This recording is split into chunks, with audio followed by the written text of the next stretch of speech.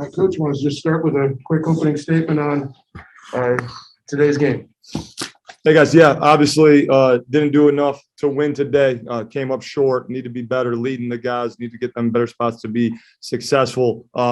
Big stage, big moment. Spots where we played really, really well. Thought we came out fast. End of the first, second quarter there had some major self-inflicted wounds that hurt us that we never quite recovered from. So got to clean those things up as we go forward and we head into rivalry week with all of our goals still ahead of us. Well, let's open it up for a quick round of questioning. Let's start with Steve from the Hustle Belt. You got any questions for Coach? Yes, Coach. In the loss tonight, it kind of felt like that Western Michigan game a few weeks ago where you started out well, but when it rains, it pours on you guys defensively. What happened in failing to contain Lou Nichols and that Central Michigan pass offense tonight? Yeah, I don't think it compares at all to what happened against Western Michigan. I think it was a collaborative effort in all three phases where I need to do a better job managing the game. I'm not going to put this thing on any one phase whatsoever. We need to do a better job taking care of the football. We need to do a better job flipping the field. We need to do a better job coaching, starting with myself, so we can put our kids in the best positions to succeed. And was a tough game for you guys moving the ball on the ground tonight. What were some of the looks that you were seeing from Central Michigan, which were stopping the run game, unlike the NIU game last week? Yeah, I mean, they got a really good front six that's very active. They did a good job moving up front and winning some one-on-one battles. And unfortunately, we didn't put our kids, again, myself as the play caller, in the best positions to be successful so we could take advantage of that.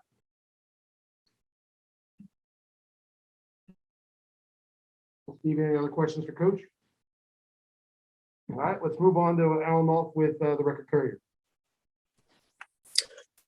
Yeah, Coach, I mean, you talked about taking something away defensively every time you come into these games. You were able to do that last week with the run. Today, not so much in either area. Just kind of talk about that. Yeah, I mean, they had a good balance attack. We knew that coming in. We were going to lean towards it, and we always do, stopping the run. They did a nice job up front. And again, those turnovers in the second quarter, limit the amount of time where we can make corrections on the side. So we got to control that controllable so that our defense can get settled in. And again, it's all three phases playing together so that we can flip the field, put our defense in a more advantageous spot so that they have to go a further distance. We have to do a better job taking care of the football so that there's time for corrections on the side so that we can then get settled in and play cohesive as a family together. Just talk about Nichols a little bit. How good is he? I mean, real physical runner, obviously. Yeah, I mean, great runner, great vision, has one cut, gets downhill, plays behind his pads really well. He was as advertised and what we saw on tape coming into it. I thought you did a pretty good job on Pimpleton. I know he was a big emphasis coming in. Just talk about what we were able to do with him, how much attention you gave him. Yeah, I mean, we knew that he was a threat coming into it. We knew that they had dynamic playmakers all across, Pimpleton and Lou as well, and the quarterback who did a great job distributing and everything. So we limited one. Unfortunately, we didn't limit the other. But again, it's a collective effort. It's where we all need to help one another and pull together and be better as we move forward. You mentioned turnovers, and again, that's been such a positive for you guys this year. Obviously those were a big turning point. Just talk about two after that. You seemed like you had a hard time offensively kind of getting it back going. Yeah, I mean, obviously, at any point in time where you turn the football over, that's not going to be advantageous to you. And it's something that we've executed really, really well leading up to tonight. We didn't do a great job tonight to having those two offensively, and then the one where the ball hits off of us and in the special teams phase.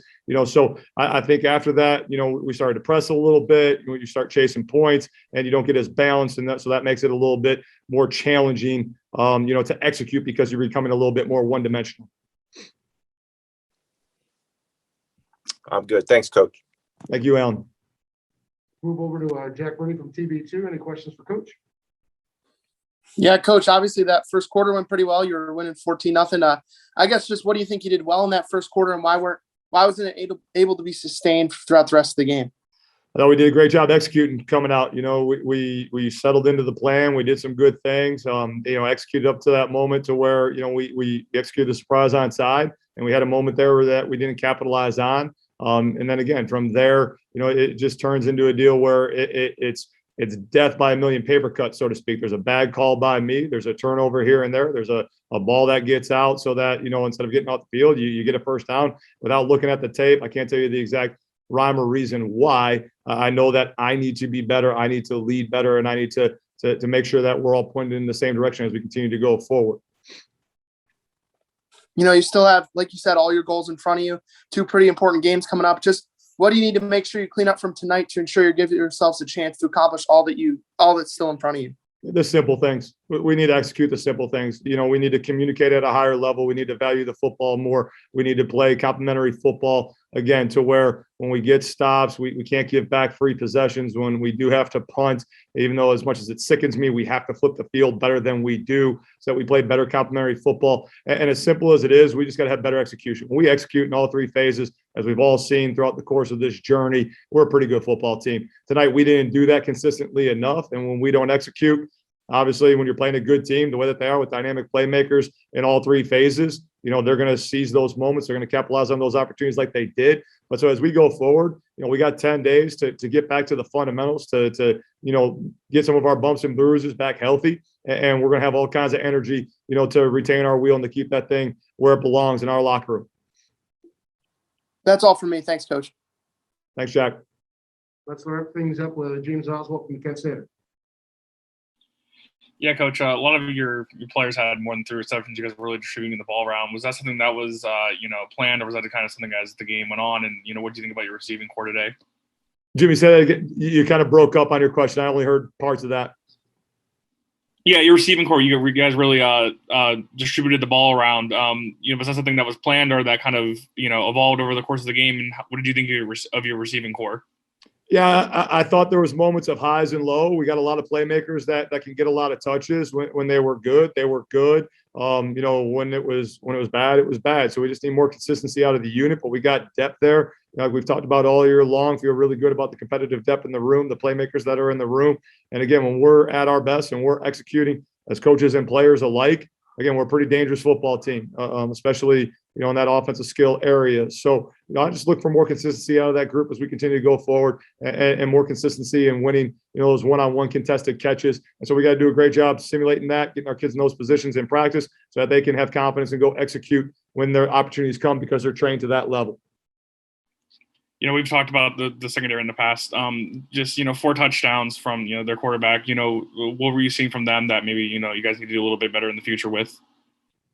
Yeah, I mean, the biggest thing is that we have to, as coaches, continue to put our kids in the best position to be successful. Again, it starts with stopping the run, so we have confidence in our guys on the edge to put them in those situations. And again, over time, I know that the other team's going to make some plays. There's some really good coaches and some really good players in this league, and when you're going against a balanced attack, you got to make sure that you're not trying to stop everything, like you're a jack of all trades, master of none, so to speak, right? And making sure that we do take away the main thing, which is always for us, stopping the run. And again, we got to do that better as a staff moving forward. I got to lead better, so we're putting our kids in the best position to be successful with all of that, and we'll clean up the tape, and we'll be better as we go forward against school down the road.